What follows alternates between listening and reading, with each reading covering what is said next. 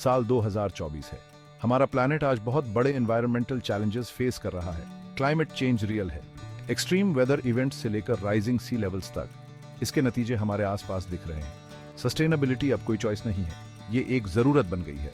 Businesses और governments आगे BH रहे हैं। लोग समझ रहे हैं कि इकोनॉमिक ग्रोथ और एनवायरमेंटल रिस्पॉन्सिबिलिटी साथ साथ चलने चाहिए। हमारा गोल क्लियर है, सबके लिए एक सस्टेनेबल फ्यूचर।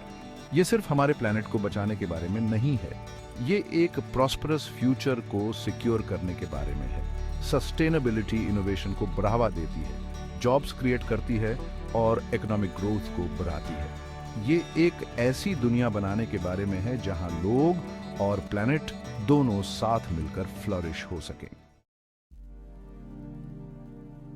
सस्टेनेबिलिटी मूवमेंट के दिल में है नेट जीरो एमिशंस का लक्ष्य।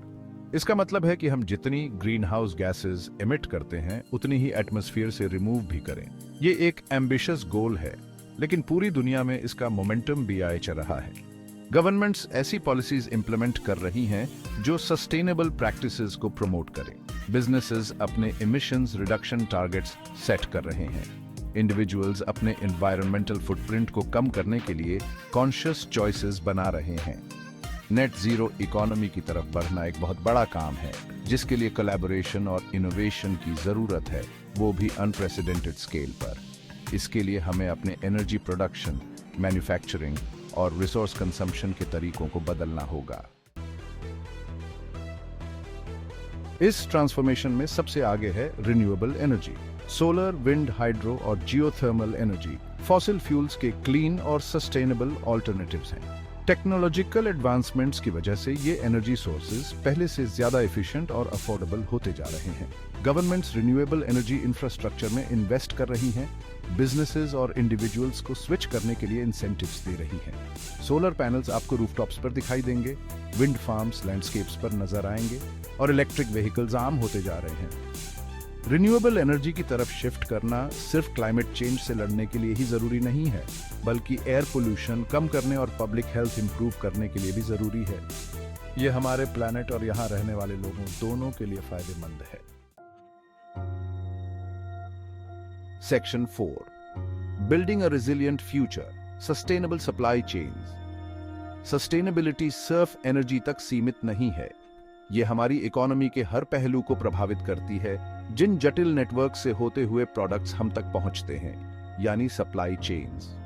ट्रेडिशनल सप्लाई चेन्स अक्सर ओपेक होते हैं, रिसोर्स इंटेंसिव होते हैं और एथिकल कंसर्न से भरे होते हैं। सस्टेनेबल सप्लाई चेन्स में ट्रांसपेरेंसी, एनवायरमेंटल रिस्पॉन्सिबिलिटी और सोशल इक्विटी को प्राथमिकता दी जाती है। कंपनीज अपनी सप्लाई चेन्स को ध्यान से देख रही हैं, ensuring ethical sourcing of raw materials, minimizing waste और reducing their carbon footprint. Sustainable supply chains की तरफ ये बदलाव कंज्यूमर डिमांड और गवर्नमेंट रेगुलेशंस दोनों की वजह से हो रहा है। कंज्यूमर्स आज ज्यादा जागरूक हैं और अपनी परचेसेस के एनवायरमेंटल और सोशल इम्पैक्ट के बारे में सोचते हैं। ऐसे ब्रांड्स को चुनते हैं जो सस्टेनेबिलिटी को प्राथमिकता देते हैं। Section 5, Transparency and Accountability, the rise of environmental reporting. Sustainability के लिए ट्रांसपेरेंसी बहुत जरूरी है। एनवायरमेंटल रिपोर्टिंग बिजनेसेस को उनके एनवायरमेंटल इम्पैक्ट के लिए अकाउंटेबल बनाने में बहुत बड़ा रोल निभाता है।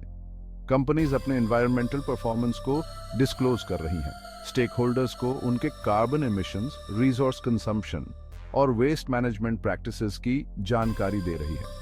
एनवायरमेंटल रिपोर्टिंग का बढ़ता ट्रेंड कई फैक्टर्स की वजह से है, जैसे कि गवर्नमेंट रेगुलेशंस, इन्वेस्टर प्रेशर और ट्रांसपेरेंसी की डिमांड करने वाले कंज्यूमर्स।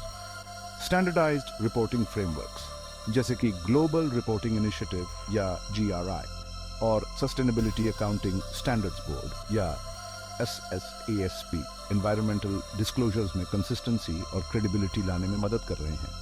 एनवायरमेंटल रिपोर्टिंग सिर्फ अकाउंटेबिलिटी ही नहीं बढ़ाता, बल्कि कंटिन्यूअस इंप्रूवमेंट को भी बढ़ावा देता है।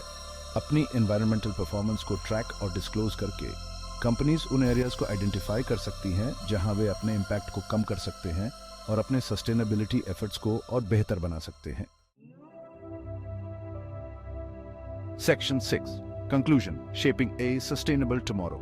आज जब हम 21st सेंचुरी के चैलेंजेस का सामना कर रहे हैं, सस्टेनेबिलिटी एक उम्मीद की किरण की तरह है। एक सस्टेनेबल फ्यूचर की तरफ का सफर एक सामूहिक प्रयास है, जहां गवर्नमेंट्स, बिजनेसेस और इंडिविजुअल्स साथ मिलकर एक ऐसी दुनिया बनाते हैं जहां इकोनॉमिक प्रॉस्पेरिटी और एनवायरमेंटल स्टुअर्डशिप साथ साथ चलते हैं। एक सस्टेनेबल फ्यूचर की तरफ का रास्ता आसान नहीं है। इसके लिए काफी इन्वेस्टमेंट्स, टेक्नोलॉजिकल एडवांसमेंट्स और लोगों की सोच में बदलाव की जरूरत है। लेकिन इसके बेनिफिट्स इसके कॉस्ट से कहीं ज्यादा है। एक सस्टेनेबल फ्यूचर एक प्रॉस्परस फ्यूचर होता है, एक ऐसा फ्यूचर जहां क्लीन एयर, वाटर और एक स्टेबल क्लाइमेट किसी लग्जरी नहीं बल्कि सबके बेसिक राइट्स हों। साल 2024 इस जर्नी का एक अहम पड़ाव है। आज हम जो चॉइसेस बनाते हैं वे हमारे प्लेनेट के फ्यूचर का फैसला करेंगे। आइए हम सस्टेनेबिलिटी का रास्ता चुनें, एक ऐसा रास्ता जो हमें एक ब्राइटर, मोर इक्विटेबल और सस्टेनेबल फ्यूचर की तरफ ले जाए सबके लिए।